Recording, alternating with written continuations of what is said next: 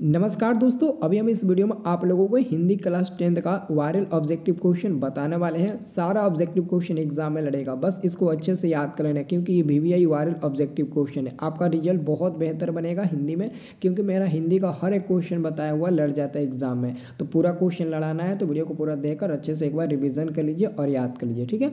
चलिए हम video start करते हैं। दोस्तों वीडियो स्टार्ट करने से पहले आप लोग एक बात बता देते हैं, अगर आप लोग एग्ज़ाम के समय में मदद लेना चाहते हैं पेपर से संबंधित, जैसे आप लोगों को पता ही होगा कि बहुत ऐसे लड़कों को 1 घंटे आधे घंटे पहले 20 मिनट पहले पेपर पता नहीं कैसे हाथ लग जाता है। अगर इसके संबंधित में मदद हमको भी मिलेगा और सपोर्ट मिलेगा तो हम आप लोग को मदद कर देंगे, लेकिन इसके लिए आपको अभी से मतलब ना तैयार नहीं रहना है। बस आप लोग हमारे व्हाट्सएप ग्रुप को ज्वाइन कर लीजिएगा। व्हाट्सएप ग्रुप का लिंक हम वीडियो के डिस्क्रिप्शन में डाल दिए हैं, आप ज्वाइन कर लेना, वहाँ से हम लोग देख लेंगे, ठीक है।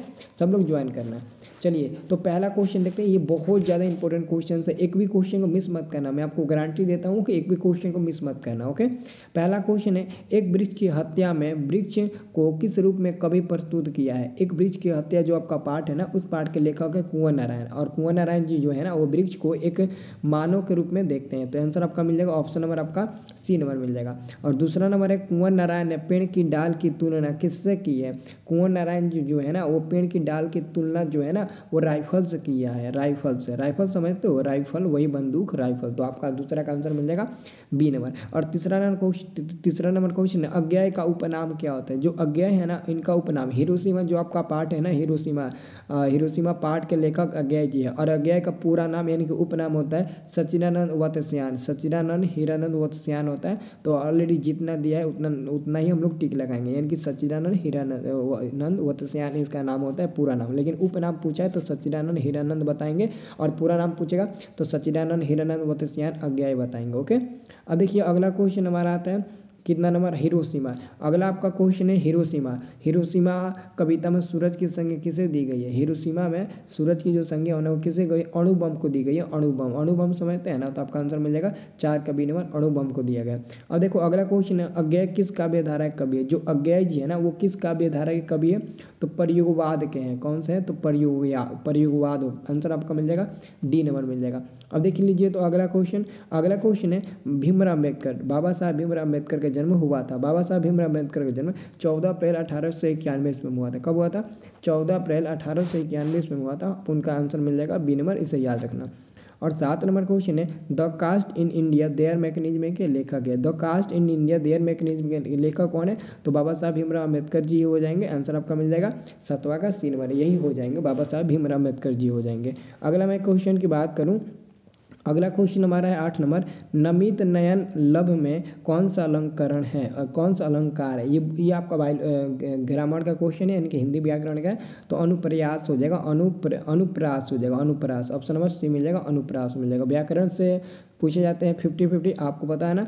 भारत के लोगों के अभाव और अशिक्षा के क्या कारण हो सकते हैं, या बहुत ज़्यादा इंपॉर्टेंट क्वेश्चन है जी। 9 नंबर, थोड़ा सा धुंधला दिख रहा है बट आगे नहीं दिखाई देगा, तो मैं आपको पढ़ के बता देता हूँ। दोनों हो जाएगा, आपसी कला और पराधीनता। भारत के लोगों के अभाव और अशिक्षा के कारण यही 2 है ना, पराधीनता है और आपसी कला है। अगला क्वेश्चन, जनतंत्र का जन्म शीर्षक कविता का रचयिता कौन है। आपको पता है ना, जनतंत्र का जन्म शीर्षक पाठ के जो लेखक वो कौन है, रामधारी सिंह दिनकर है। आंसर मिलेगा C नंबर। और रामधारी सिंह दिनकर जी का जन्म ना बिहार के सिमरिया में हुआ था। ये बहुत फेमस कवि है हमारे बिहार के, बहुत इंपॉर्टेंट है।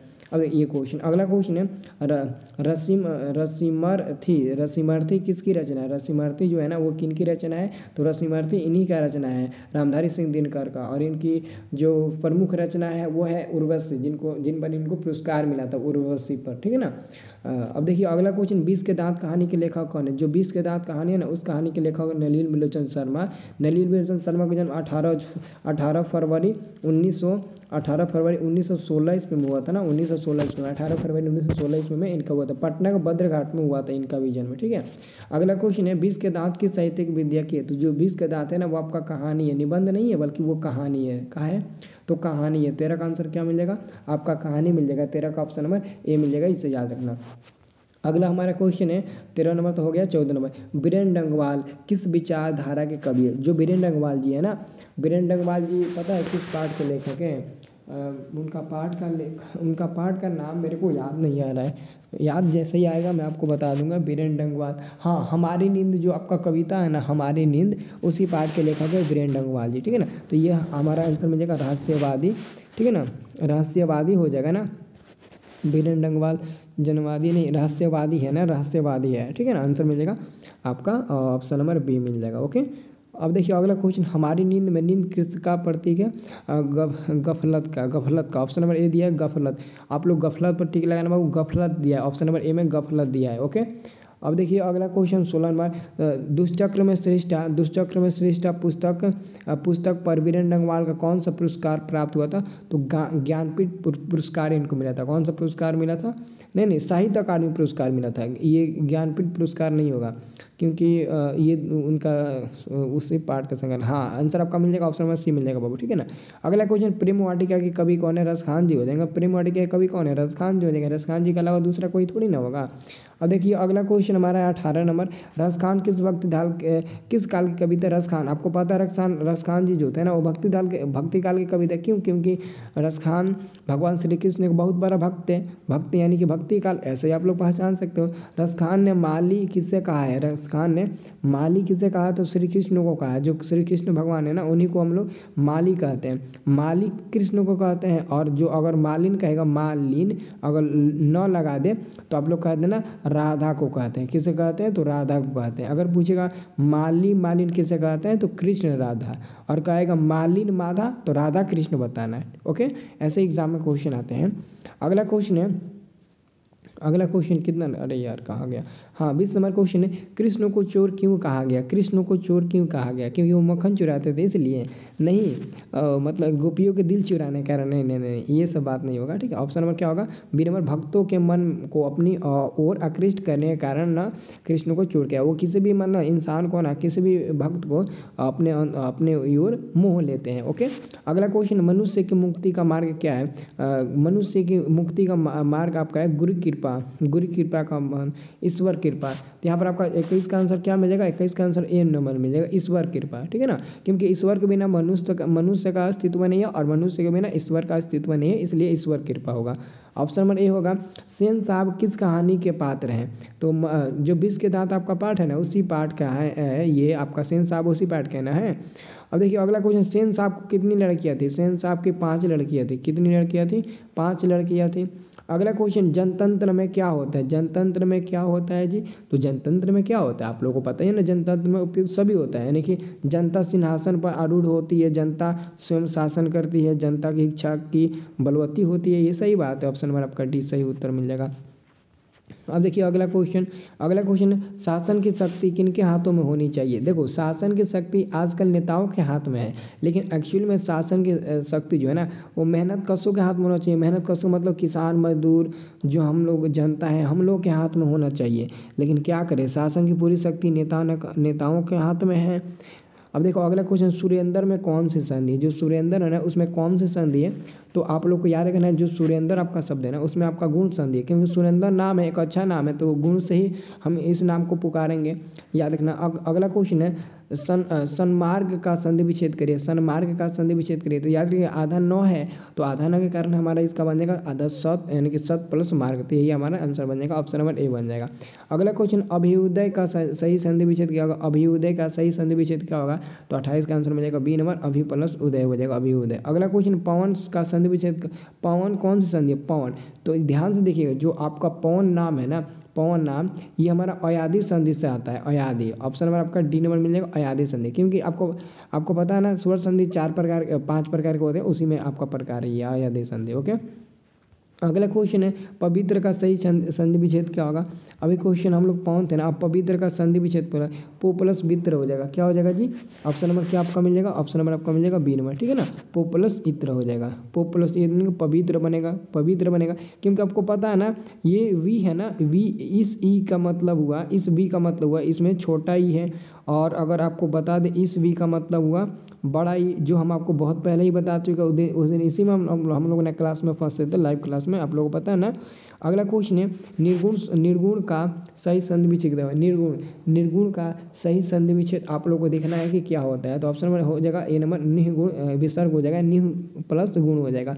अध्ययन में कौन सी संधि है? अध्ययन में कौन सी संधि है? अध्ययन में अध्ययन दीर्घ होगा। अध्ययन में यण संधि है। इसमें क्या है? अध्ययन यण संधि यानी कि अ से शुरुआत हो रहा है ना, यण संधि आपका डी नंबर मिल जाएगा। अगला मैं क्वेश्चन बात करूं, लौट कर आऊँगा नहीं लिखा। तैरकर पार करने की इच्छा रखने वाले को कहते हैं। तैरकर पार करने वाले की इच्छा को, हाँ, तैरकर पार करने की इच्छा रखने वाले को हम लोग क्या कहेंगे? तो हम लोग तृतीसु कहेंगे। ऑप्शन नंबर आपका डी नंबर मिल जाएगा। दोनों भवों का मध्यवर्ती स्थान कहलाता है। तो ऑप्शन नंबर बी हो जाएगा त्रिकोटि कहलाता है। त्रिकोटि, ऑप्शन नंबर बी मिल जाएगा, त्रिकोटि कहलाता है। क्या? तो त्रिकोटि, ये क्या होने लगा जी? त्रिकोटि कहलाता है ना। अब देखिए अगला क्वेश्चन, स्त्री जिसे स्वामी प्रेम न करे कहलाती है।